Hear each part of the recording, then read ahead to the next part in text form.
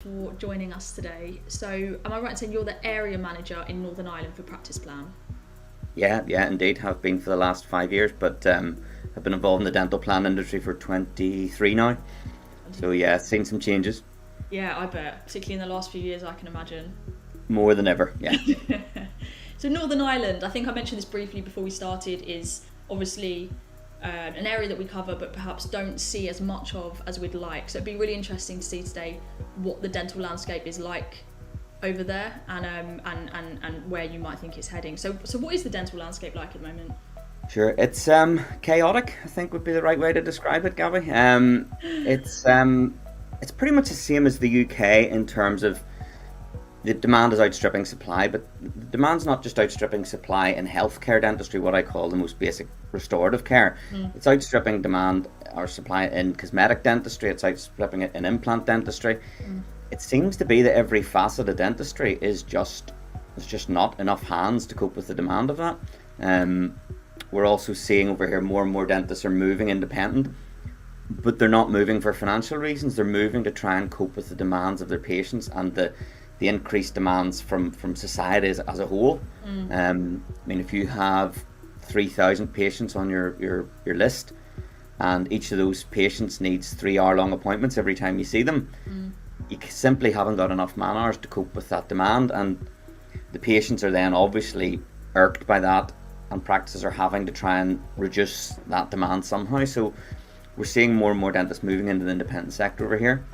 We are seeing associate dentists moving from their NHS job and into an independent job. Again, that's not for financial reasons, it's to do with literally the quality of care that they can provide for a set number of people. And then there's a trend that I've been seeing for quite some time now, and that's where 20 years ago a dentist came through dental school, BDS was result. They went on and practiced dentistry in a general practice for 30 years and retired. Whereas you're now seeing so many different facets of dentistry. You've got your align and bond market, you've got your implants, you've got your facial aesthetics, your digital smile design, your snoring solutions. So young dentists are now moving faster into those facets of dentistry. But that's creating a global shortage again in what I call the healthcare dentistry market. The dentists more and more are focused on their, I suppose, facet of dentistry or their area of special interest. Yeah. So that's causing a lot of change within the dental landscape, and I can't see how that can change back to the good old days, I suppose, of the dentist came out, practiced family dentistry and retired. So I think the landscape's probably changed forever. Yeah, no, I agree. I think what you mentioned there is more that aesthetic side, I guess, of dentistry is becoming a lot more appealing in some ways, obviously among other areas too, but there's definitely been a push of that, and I think COVID sped that change up. But I think you're right in that a lot of graduates are coming out of dental school, and rather than focusing on perhaps more general dentistry, they are looking already at what they'd like to specialise in and completing the relevant masters and courses. Yeah. I mean, there is obviously a good side to that as well. Do you think there are some positives among? Yeah, I mean, my advice to always to dentists to have a career and longevity in your career is find what facet you love. Because if you're being honest, if you just go in and do what healthcare dentistry for 30 years and retire, it's almost like a bit like a production line. Where you're doing the same thing day after day after day. Whereas to gain longevity in your career, you really have to sort of find your niche and find your area, and that allows you to still practice some form of healthcare dentistry, but also it allows you to gain personal satisfaction from whatever facet you enjoy most. So yeah, it's not a bad thing. It's just that is having a massive impact on the numbers of dentists who are providing general care. Yeah, for sure. I mean, obviously you said at the beginning here that you've been in dentistry and working within dentistry for 23 years. How has this changed what you do? How has this changed your role? Wow, massively. If you go back 5 years, 10 years, my role was to try and help grow businesses and help them market, help them communicate, help them grow their plan numbers. Whereas now it's more of a mental health role that you're almost trying to help dentists with the problems that they're faced with day in, day out and weekly. one of those major problems as well is hygienists. We in Belfast haven't had a hygiene school in the Queen's University for over 10 years now. So that's over 10 years where the output of hygienists hasn't happened. Yeah. So the shortage of hygienists have been increasing and increasing, but now we're in the perfect storm where more practices moving independent. They recognise the need for hygienists, but there simply aren't any out there. So that's having a major impact on the time management for dentists, because dentists are then having to put a lot of that perio work back into their own diary, which isn't best for them, because at the end of the day, dentists are trained to cut and repair teeth. Yeah, for sure. And hygienists are trained to do the perio side better. So it is better that patients, if they're in an independent marketplace, see a hygienist. So that's another situation that you know, it doesn't really have a short-term answer. Yeah, no, I agree. I think there's a massive conversation happening at the moment, which is utilising hygienists and therapists to the best of their ability. Basically, you know, they're so skilled and they can actually take a whole bunch of work away from the dentist, so that the dentist can focus on what you just mentioned there, perhaps more complex procedures that hygienists don't have the training in. So it's a shame that hasn't been the case, because it feels that that's going to be a problem that continues for the years to come if there isn't any training taking place in Belfast. Yeah, it is. And you know, for a young nurse to pack her job in and head across to England for 2 years to do her hygiene course, it's a big risk for any young person to go and do that, and the resulting costs with that. So very, very few, if any, are moving across to the mainland to do their hygiene course and then coming back. Oh, no, I mean, why should you have to either? I think maybe perhaps growing up in England, I take it for granted that it is unfortunately where it's the hub of a lot of activity in a lot of areas. So when it comes to university or training, you don't have to sort of up and leave your family and friends and literally get a flight across the sea to do so. So I can completely see why that's not a massive appeal, particularly with the state of how things are heading at the moment. It's so expensive. And you know, if you were doing your hygiene course, you can still live at home in Belfast, you can still get a part-time job, you can even do some nursing in the Royal School of Dentistry to try and supplement that. But if you've got to leave your paid job to go across the water, pay for all your costs, it's not so attractive these days. No, even if it's a lifestyle that perhaps has an appeal, sometimes it just financially just couldn't happen for a lot of people, I can imagine, which is a real shame. Yeah, and the other thing about that is most hygienists work in the independent sector, and that really is adding value to an independent practice. If you've moved from an NHS style of dentistry and a style of care, and you're moving through the gears, as it were, in an independent practice, it's added value for the patient. You know, the first, the second, the third, the fourth time they see a hygienist, it really is added value, and they do appreciate it. So if Northern Ireland is having a problem with that, then you know, it's how do you add value to the independent journey? No, definitely. I know we're also going to speak about time management today, which obviously is particularly important in a climate where well, we don't have a lot of it, and especially dentists and dental team members, they've got a backlog to handle, and they've got to get through it and meet the demand that there is at the moment. So what's your kind of outlook on the time management side of things? How can I think from what I can see, time management has gone completely and totally out the window. I'm a firm believer of everyone has a plan in life until you get punched in the nose, and that's basically what has happened. COVID has been the punch in the nose for dentistry. Previous to that, many of the dentists, if not all of the dentists I work with, would have had zones in place for new patient clinics, zones in place for their implants, their orthodontics, where they had focused zones for those specific treatment types. Since reopening 2 years ago, that's completely gone, and it's almost been in firefight mode. And I personally feel that the firefight has to stop somewhere, and that practices have got to get back to diary zoning, because at the end of the day, there's no one wants to see a new patient having just had a series of ortho extractions on teenagers, because you're not really in the best place to deal with that new patient after you've just had 2 ortho extractions for teenagers, or an endo that's gone wrong and you've had to do a surgical extraction. So I think we've got to get back to those zones, but to do that, dentists and their teams have got to take time out to just stop what they're doing and have a look at this, because the common theme that I hear week after week month after month is, I'm too busy, I'm just too busy, and my appointment books are getting longer and longer and longer. And my advice to them all is, well, you've got to start somewhere. You've just got to stop, have a look at what you're doing, what's working, what's not working, and as a team, sit down and redesign your plan. Because like I said, everyone had the plan before they got punched in the nose. That's true. And I think that's what's happening, plus the net effect of all that perio work, or a proportion of that perio work having to go back into the dental diary, is having a major issue on profitability. Yeah. Which short term is manageable, long term is a problem. Where can practices start then? What would, if you were speaking to somebody who perhaps manages a practice or a dentist within practice, and they're struggling to kind of take this time away and have a look at what's going on and what they've got to deal with, where can they start? What's the best place to begin? I think the biggest problem has been brain fog.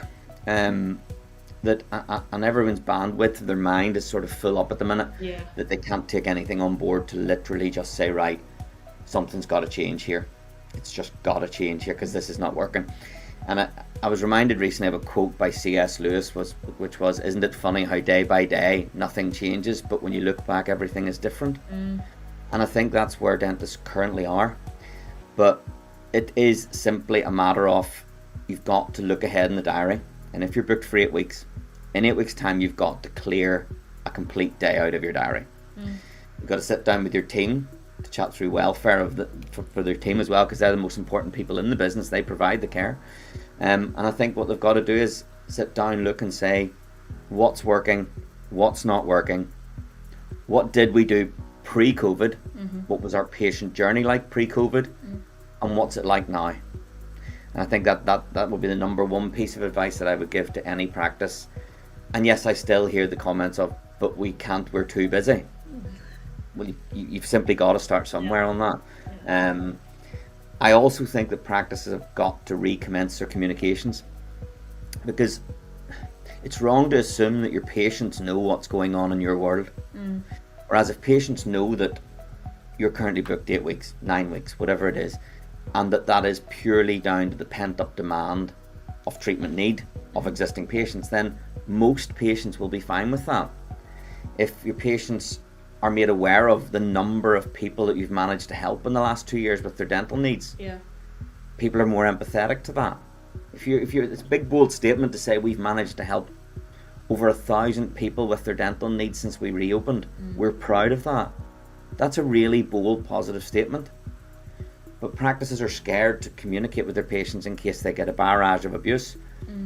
If it's done the right way, I don't believe that you'll get that. You know, you've got your newsletters, your e-newsletters, or newsletters, e-signs.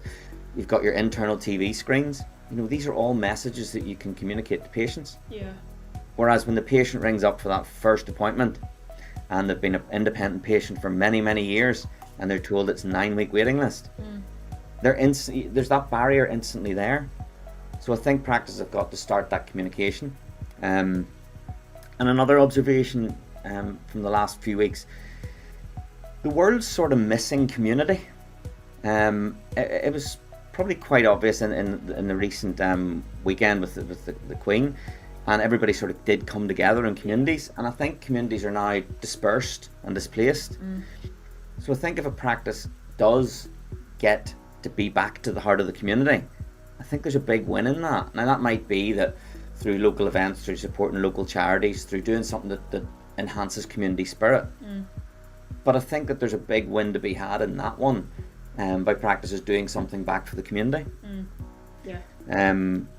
Probably another thing that's suffered as a result of the last 2 years has been learning. I'm a firm believer of boredom begins at the end of the learning curve.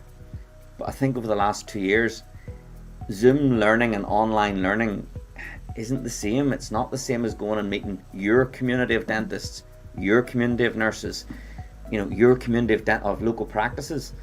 And I think that practices have got to take the time out to actually look at their own CPD, their own learning, and say, right, what is it that we stopped doing? What is it we want to learn more of? And start to focus on that positive side of things of, right, I need to get back to my CPD, I need to get back to my learning, I need to get that back to face where I have a coffee with someone and learn more than I learnt on the entire course. Yeah. So I think there's that. And like I say, the knock-on effect of that is obviously boredom. Yeah. Obviously So that would be what I would do. Another thing that I would probably look to advise clients on is make exams less boring. Because if you ask any dentist and they had a day full of exams, do they like it? The answer is no. Yeah. And it's because it's mundane, move your tongue from side to side, left to right, you're okay. It's the same repetitive thing, whereas we now live in a world where technology is now commonplace in a dental practice. Photography is now commonplace in a dental practice. Why not try to implement a 16-point health check where you go through 16 points of the patient's mouth? Why not bring photography in annually into their examination? How many patients know the shade of their teeth between a scale of 1 to 16?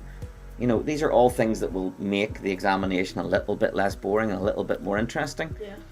And it's delivering that added value for the patient, which is what independent dentistry is all about. That's true. Yeah. So those are the positive things that I would try to do to sort of re-engineer a new plan, but fundamentally you've just got to start somewhere. Yeah, I agree, and I think what you've just said there at the end is it's not only going to be beneficial for the patient to have these added extras basically to their routine examination, but it will also help make the day-to-day for the dentist, for the dental professional more exciting, which more rewarding. Yeah, exactly, and I think that's very important, and as we said at the beginning, perhaps one of the reasons why people do look to specialise is because they don't want to fall into a pattern of the same day after day. So if you can add this in, it will make maybe that side of dentistry a little bit more appealing to the dentist and school. If we think back to pre-pandemic, lots and lots of practices were maybe having 2 team days a year where they went and did some fun stuff. Yeah. Fun's sort of missing from the world a little bit at the minute. Yeah. I think that's stating the obvious, but get back to having those fun days, and if that means that you can't, if you look ahead now and you can't have one for 3 months, great. So book it in. Yeah, for sure. Do something fun. Be that if you want to go and you want to canoe down a river, if you want to go and have a spa day, but just look to do something fun as a team, because it's been a really rough 2 years, and people have got to recognise that, and dentists as leaders, that's part of their job, to recognise that it hasn't been a whole lot of fun for their teams either. No. And they're working in advanced PPE, they've got all their socks still, their waiting rooms aren't fully open. It's not the most pleasant environment in the world for fun. No, it's not. So I think what we've got to do is try and take the time, because at the end of the day, time is a currency, and you can only spend that once. We've got to stop firefighting and this constant thing of going into Monday morning and finishing on a Thursday, finishing a Friday, and it's seeming like a whirlwind. And we've just got to take that time back and say, right, we've got to stop, we've got to look at this, and we've got to see where we're going right, where we're going wrong, and what we can do more for each other as a team as well. Yeah, absolutely. There's some really good stuff there that people can take away, so thank you very much for shedding a light on the realities of what's going on in Northern Ireland, and then the advice for those practices in any area, and how they can... Well, hopefully we get some solutions to the workforce issues, and hopefully those patient needs and patient demands begin to subside slightly, which things go in cycles, and hopefully they do a little. Yeah, that's what I keep telling myself as well. Thanks, Gaby. Thanks a million. Cheers. Thanks so much, Bye-bye. Gary. I appreciate it.